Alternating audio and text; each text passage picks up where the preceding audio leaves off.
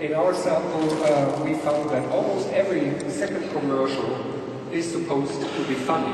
Whether it is or not, we did not really determine. It's probably kind of hard to determine. But 45% of all commercials try to get a funny appeal.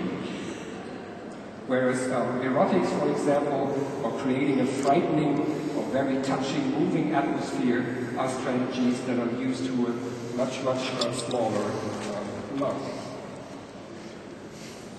Very important topic, and of course we have not come up with that finding, is storytelling. And I'll talk about storytelling later in terms of effectiveness.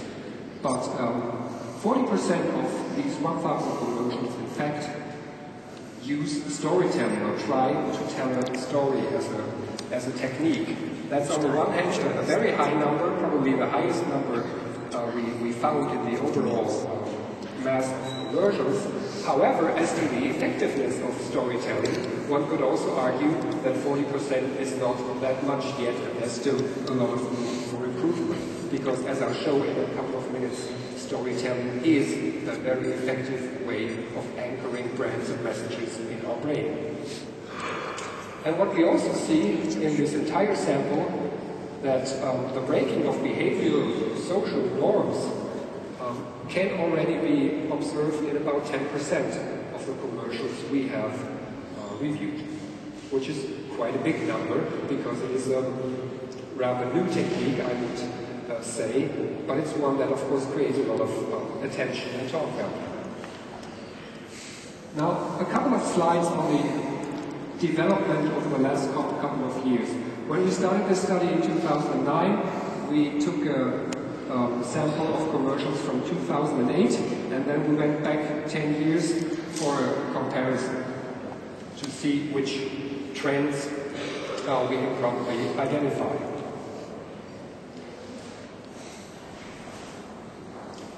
When you take a look at the classic advertising techniques, as I have called them, you will see that only some of them, especially social appeals, then fear appeals and artificial scarcity, have been used more often over time. However, keep in mind from the figures I showed before, there are only limited numbers of commercials in the sample that actually use these techniques. But on this small scale, they have doubled and tripled in the long-term comparisons.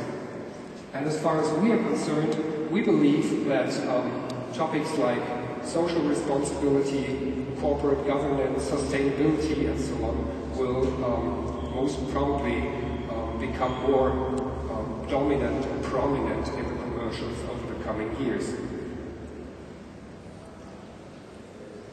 What we also see on the bottom of the list, that a very traditional way of enhancing your brand, making it unique by calling it funny names or using metaphors or analogies, is obviously going down over time and becoming less important or less attractive for advertisers or creators of advertising rather. As for the creative techniques, as we call them, we see on the top of the list a pretty growth over time. That is to say, techniques like storytelling and then give your story also an unexpected turn or combine it with a violation of some norms really has become more popular over time. As has the fact slice of life, so to tell a slice of life story or give a slice of life situation in a commercial. As far as the different variations of emotions are concerned, there's not too much movement over time. However, we also see again that the hope or idea to be funny in your commercial has slightly grown over the years in our sample. Now the great question, what tells the winners from the average commercials? To answer this, we included an extra sample of award-winning commercials. However, I must say not from Cannes, not Lions winners, but from the Art Directors Club of Germany over the last couple of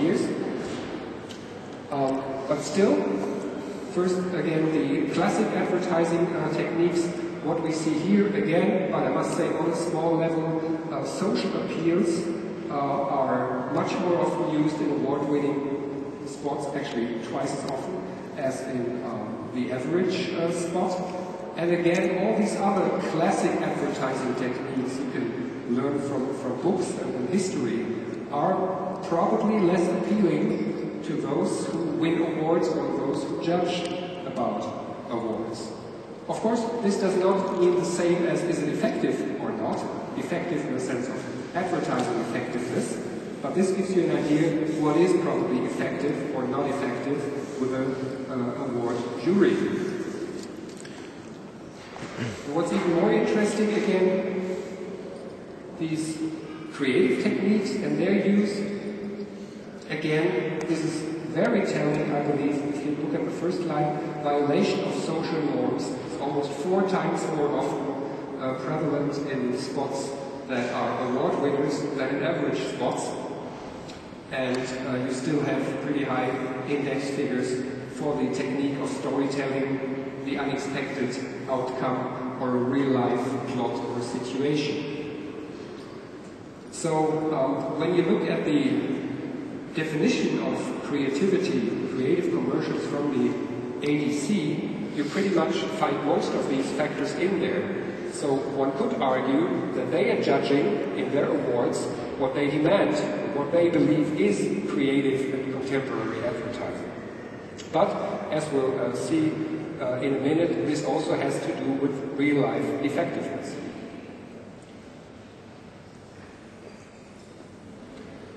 Now, to touch only briefly upon another area, branch or category-specific insights, I have just one example here from food commercials. So we can look at the same list of advertising techniques, formal criteria, and creative techniques on a category level to compare spots or brands that are really comparable. When you look at food advertising, you see, for example, there's just a bit more storytelling, a bit more violation of norms, and a bit more often that you find a relaxing or touching atmosphere in their commercials, probably due to the fact that in food advertising you pretty much often find families cooking together or having dinners or in a very familiar and relaxing situation. Otherwise, these commercials from our samples were not really outstanding in the way that they use totally different techniques than in other categories. However, one special factor we found, and I believe this is still preeminent, food advertising, food branding apparently still relies much more on speech pattern, on metaphors and analogies and so on to give the brand a unique appearance or reason to buy. Now, what about the relation of these creative elements, or the creative drivers, and the real effectiveness out of the consumer perspective? Again, first let's look at the classic advertising techniques, and let me remind you what I showed you in the beginning of this section. So we're looking into so far roughly 100 spots where we have all the data from the broad content analysis, plus the data from the perception and image and recall and so on from consumers out of studio tests. But still, these figures are not as big. The number of spots is limited, the number of consumers are limited. So in a way, this is still developing, and I wouldn't say that this can stand the test of time in all regards. So there may be some changes in the analysis the more commercials we look into over time. But as of today, we can see from our analysis that in fact artificial scarcity, if it is used, does have a positive influence on the perception of the commercial. The ones in the middle, social appeals, speech patterns, exaggeration, etc., we did not find a statistical influence on the effectiveness of the commercial. found a small negative impact of fear appeals and the visualization of information. The reason for the latter probably being, as we all know from neuroscience and topics like implicit memories and implicit memory information processing in our brain. Visualization of information, of course, like information, is a very rational thing. And that may have to do with the fact that rational aspects of commercials tend to work worse than emotional or implicit facts. So what we can say about artificial scarcity, for example, it raises product interest or contributes to a raise in product interest. It highlights the informative character of the ad, and it also improves, quite surprisingly probably, the credibility of the ad by about a third versus all other commercials who did not apply this strategy. Now, as to the creative techniques, quite surprisingly, we find there's more in these techniques that are being demanded and judged by juries as great and creative. They really contribute to effectiveness, and most of them contribute significantly. So if you rely on storytelling, on giving you a story an unexpected turn and so on, you can be pretty much sure, even though I wouldn't overgeneralize this, but from our data, you can be positive about it, that applying these factors in the right way to your commercial, to the right brand, they can actually enhance effectiveness. On the other hand, again, we found a couple of factors we looked into, like the real-life plot, or erotic, or exciting or frightening atmospheres, which did neither have a positive nor negative impact on effectiveness. Storytelling seems to be a very, very strong factor. Not only what juries and judges of commercials like, but also what is basically anchored in our brain. As you can see here, storytelling helps to initiate talk with other people about the ad, for example. Of course, if it's a simple story and it can be retold in 1 or 2 sentences, it's easier to talk with someone else about the commercial than if there is no story, just a number of crazy images or whatever. Storytelling also influences the appraisal of the ad and enhances the brand sympathy, even arouses product interest. And also strengthens slightly recognition of the ad. So storytelling, this is really one of our major results, storytelling can contribute a lot to the effectiveness of a commercial, if applied in the right way, of course. So I can only recommend you, but I wouldn't tell you to do it, to really celebrate the art of storytelling wherever it is applicable. And as you can see from this single picture, it only takes one image or one segment of a story, of something we have learned and stored in our brain, to trigger a whole bunch of facts and ideas and emotions and things we have stored in our brain. Like the story of Little Red Riding Hood and the wolf.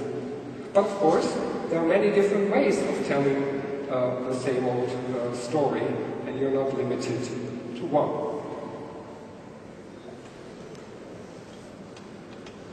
And again, what does make storytelling so effective?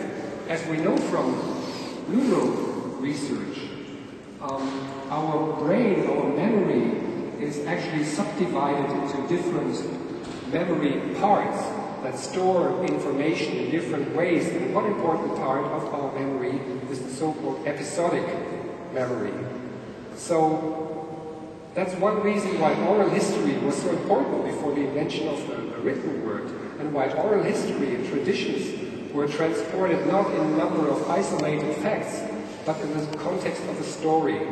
So we have learned over tens of thousands of years to remember stories and to remember facts not as isolated bits and pieces here and there, but in a context, in a time frame, and so on.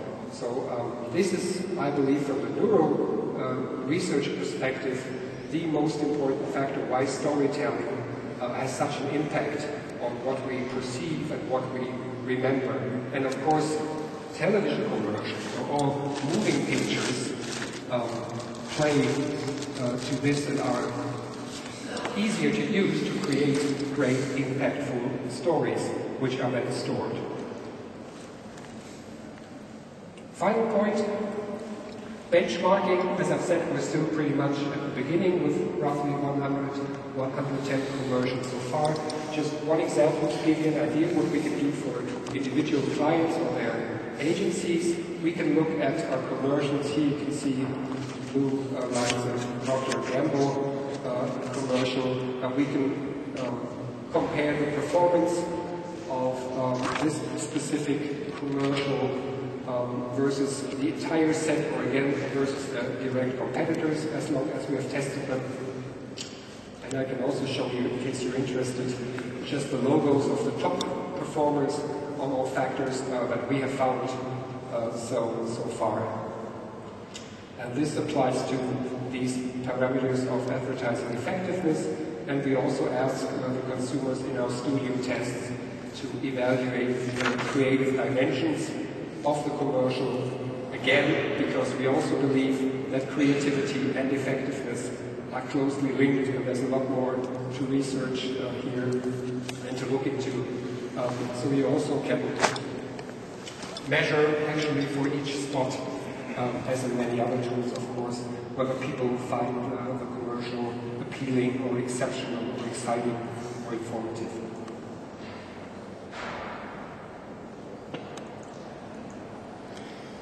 So finally, what do we make out of it? Of course, we'd love to have a multi-layer predictive model of creative effectiveness. For you, it's very complex, and it would look somehow like this. Oh.